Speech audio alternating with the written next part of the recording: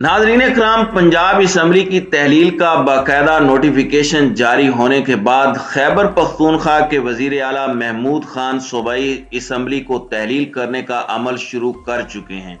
खैबर पख्तूनख्वा काबीना की एक सीनियर शख्सियत ने इस हवाले से आगाह किया है और बाद में पीटीआई रहनुमा असद उमर भी इसकी तस्दीक कर चुके हैं।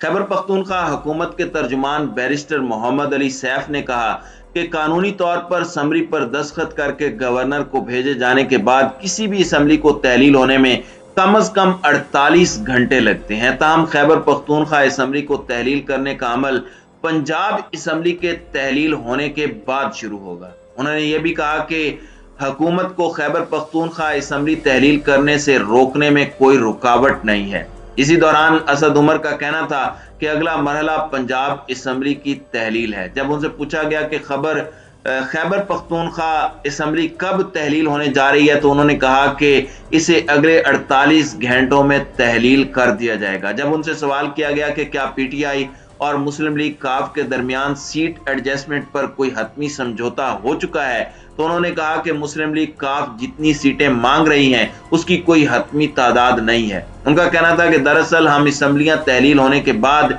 सीट एडजस्टमेंट पर बात करेंगे ताकि इस तासुर से बचा जा सके कि पार्टी पीटीआई को ब्लैक मेल कर रही है।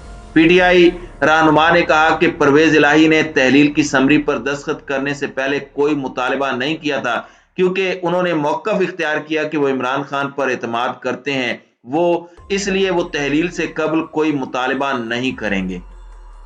चीफ इलेक्शन कमिश्नर के बारे पूछे गए एक सवाल पर असद उमर ने कहा कि पीटीआई के खिलाफ रेफरेंस दायर करेगी।